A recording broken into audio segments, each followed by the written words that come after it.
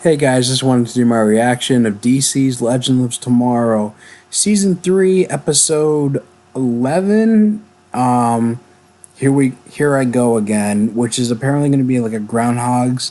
Zara is going to be like a more Zari-centric episode, a more kind of Groundhog's Day scenario where she seems to be stuck in a time loop inexplicably. I don't know how they're gonna make this work. I mean, I know this is Legends, it's kind of a crazy premise, but with time travel, with how they're gonna make this work can be interesting. And it's probably gonna be a more Zari-centric episode, and finally deconstruct, like, where she stands on the team, how she feels about her, where she stands on the team, how they feel about her, and based on behind the scenes photos, we get to see Amy Pemberton take not only voicing Gideon but taking on the physical, like her physical form, like human form, in live action. So that'll be cool to check out and be kind of see how they pull off this kind of premise. Oh, do not make me move you. You should just tell her what it is. The last thing we want to do is get Sarah mad. Why's that? Because? A synchronous multimodal simulation program to Gideon's neural core. A simulation program for what? To see if there are any other loopholes in history that we could exploit. We? You mean you can exploit? You're trying to hack history? What exactly are you trying to change in 2042? Oh, I don't know, Ray. Maybe I'm trying to figure out how to stop my home from becoming a dystopian nightmare. Look, sorry, I let the Helen of Troy thing pass. I even let it slide when you tried to prevent Martin's death, but you need to understand, we are in the fixing anachronisms business, not... Whoa! Damn it! Oh!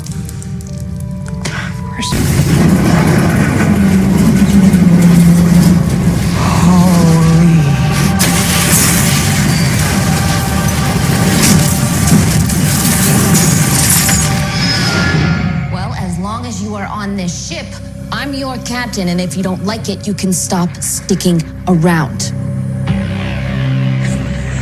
You gonna say something?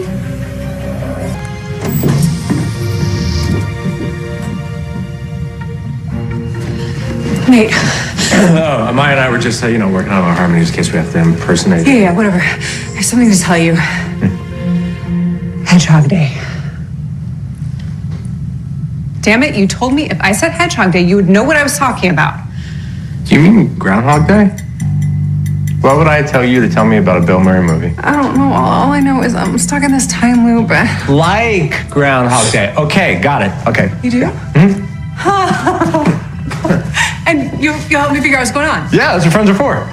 We're friends? Of course. So lay it on me. What's happening? Remember. Oh, Nate. Thank God. Kill me now.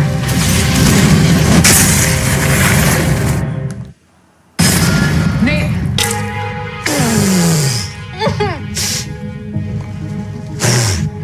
Why would Mick rig up? Darteis set on the horizon, her heaving bosom undulated like the soothing waves of the bay. Buck swept her into his musky embrace.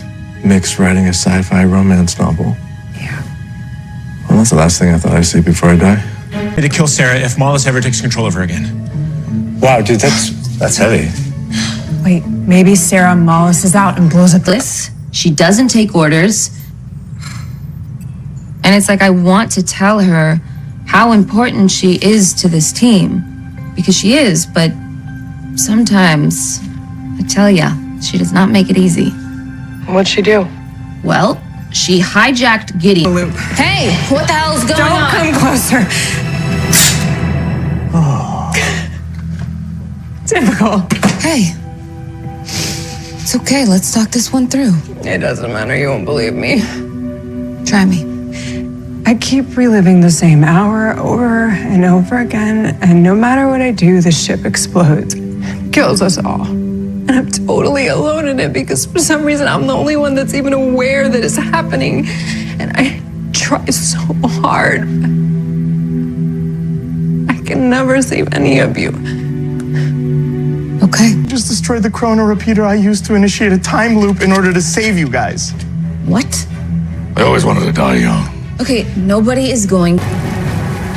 Sorry, as your captain, I am ordering you to stand down. You should know by now I'm not good at following orders. You just told me what a good captain I am, and now you're not gonna listen to me? Yeah, but this time I'm not doing it for myself. I'm doing it for you. I love you guys. Sorry. What's happening? If you tell me I've been dreaming this whole time, I'm gonna kill you, real or not. You're not dreaming, but you're not awake. In real life, you're actually in the med bay, unconscious and healing. What happened to me? After you're in my matrix, I was able to upload your subconscious via the neuromonitor. So none of this is real? Not in the way you're used to. Simulator went into overdrive searching for an answer, and a sampling of those trillions of possible answers showed me that there was one constant. You. In order to save 2042, to find your so-called loophole, you must work with the legends. Hold up. You're saying my simulator works? It would be changing your past, but your past is my future. And as far as I'm concerned, well, future's an open road. Who are you? My name is Rip Hunter. I am trying to save the universe, and I need your help.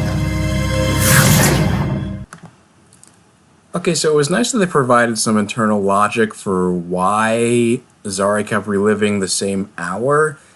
Basically, Gary sticking onto the ship, and I thought I wasn't happy to see him. Having something called a chrono repeater, trying to warn the legends about the ship blowing up. Made a lot of sense, or so I thought. And then we had this whole twist about how she was, I guess, like poisoned or knocked out by that whole like fluid from the ship's from the ship's engine, and that her whole simulator about trying to extrapolate, how different events would play out if she altered history through time loops and trying to save her brother. Ended up being used by Gideon as a way of trying to get her to break down her like emotional barriers, and she was always like I don't know. I always like Zari. I don't know, maybe because I have this attraction for kind of like sarcastic women for some reason, and she was kind of like sarcastic and emotionally aloof and kind of closed off and kind of a loner, and you realize this episode like really highlights the kind of like a dynamic that I don't know. It wasn't really apparent. At least it wasn't apparent in previous episodes. But it's like the kind of dynamic that she has with, or at least it would highlighted that much. But the kind of dynamic she has with, the dynamic Zari has with Sarah is a similar dynamic that the latter had with Rip in season 1 about like not following orders and being reckless and kind of doing her own thing and just being a bit of a loner. And Sarah sees a lot of herself in Zari, especially the part where she's trying to save a dead sibling through time travel, and she's opening up with Ava saying that she's afraid that if she does find time loops, then she's going to be tempted to try to save Laurel all over again. Consequences be damned, or presumably even find out that maybe she won't be able to save. Or maybe she doesn't want to get her hopes up about being able to save Laurel through time travel and ends up failing spectacularly. And it was nice that, she knows where she kind of stands with different members of the team. Apparently, obviously she has like an odd friendship with, she kind of has like an interesting friendship with Ray because, he's always like the optimist and she's more of like she's kind of the more like the cynical one, and then of course like apparently Nate's like the most. I like how Nate was like the most supportive because of the fact that, and like a comic book knowledge, like the whole time loop thing. It was like acknowledged her as a friend, and we even encourage her to do the whole like the whole fun montage, like trying on like the different outfits, like like Nate's like steel suit. Apparently, I think Hawkgirl or Hawkman's mask that apparently I guess they left on the ship that was still on the ship apparently, and mixed heat gun, and playing pranks on the on the legend playing on like the other legends and goofing around, reading about like Mick running an erotic sci-fi novel, and apparently the fact that he went through all these different traps through the different simulations of, like Nate stepping in a bear trap, then him getting electrocuted, and then finally getting sprayed with this like blue goo. And it was kind of fun. It was nice to see like a different side of Zari, a side of her that was kind of a more goofy, lighthearted side, and also get to see a more emotional side of her. When even when trying to have fun with the doing the different time loop stuff, it still kind of was taking an emotional and mental toll on her to the point where she was like driven to shoot herself, and just the sake of getting out of the loop. And finally, she broke down, opened up to the legends, and Sarah feeling like nobody was going to believe her because like they didn't believe her the first time. So, so when they realized that it was like a simulation that was basically a bomb planted on it by Damien Dark through an anachronism, they brought back with them, and willing to open up, sacrifice herself and saying, Nate and Maya shouldn't deny their feelings for one another, just don't have sex on a mission. She's learned to admire Ray's optimism and realize that it will be better if people had more of his optimism, and how Sarah's a good captain and understands her being why she's so hard on everybody and on her. And it was just funny how it's like in the simulation that she deliberately put Gary in the trash compactor because he is such a genuinely annoying character, and people seem to like him. I enjoy his presence. Ironically, I don't. But at least it's like realizes that she can't just do this whole like lone wolf thing and try to try to prevent Martinstein's death. They're trying to like, go Sarah's back, or trying to, I guess, like her own thing of trying to like hack time and find loopholes. But at least like there was that ending where Sarah and Zari are talking, and they found like a common ground, saying it's like, what, technically, it's not technically your past is my future from her perspective, and so it's kind of an open and nothing set in stone. So of course they're finding a loophole, and they're finding kind of common ground. And at least with the whole, how far they're going to take the whole concept with, hacking time, and whether they're going to take more of Zari's lead about trying to find loopholes in history and trying to improve it, because that was the whole idea that the writers said that was going to be explored in this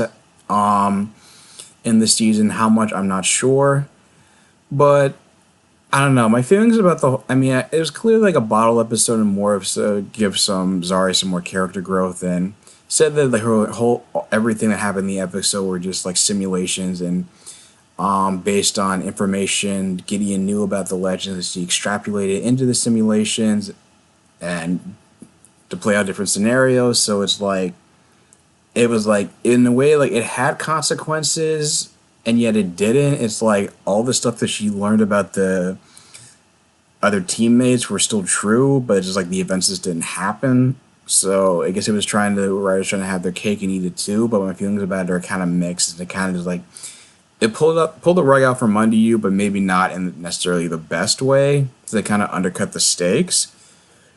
But I still like it was still like an enjoyable episode, and it was nice to see Wally pop up in the end and see what Rip has been up to. Granted that was kind of spoiled online that that's how this episode is going to end, with Rip recruiting Wally, and then based on the promos I saw for next week that he was not going to be. It doesn't seem like he's going to be in that episode. He'll probably just show up at the end again, just like on like hopping onto the Wave Rider, because it wasn't said. It said like it wasn't going to be until episode 13, whereas like Keenan Lonsdale would officially become a series regular, which is kind of like the last 6 episodes. So it's kind of, I don't know. But again, it was still pretty good. I liked it. I just wish that, I just didn't like. I just wasn't too crazy about the twist. They felt like it kind of undercut the stakes, but at least it would get some good character growth. I like how the whole show found a way to have fun with the whole premise, and it would create some character growth for Zari instead of trying to be the lone wolf. I guess at least like stuff like even though it was indifferent to the Nate and Maya relationship, at least that's moving forward, and the whole relationship is between Sarah and Ava is apparently gonna get more serious. So at least that's gonna move forward. That's gonna be moved forward from it. So at least the episode wasn't completely inconsequential. And I just want to see Wally just in action, because I just felt like he's been so criminally underutilized in the Flash. I know people have been saying it's because of like budget constraints that they can't use the effects for 2 speedsters at once, but still, it just felt like the send off he got from Flash was like so anticlimactic, and just kind of he just almost like dropped off the face of the earth. And now the fact that he's coming into Legends like so late and not going to play such like a major role until maybe like 13. It just feels like I just want Wally to have a chance to shine, and so far he hasn't been able to do that much throughout the whole franchise as a whole. So hopefully that will change sooner rather than later. But what do you guys think of the episode? How do you feel about Zari? Did it change your tune about her if you didn't like her before? Leave your thoughts in the comments down below. If you like this video, like, share, and subscribe, and I will talk to you guys soon. Take care.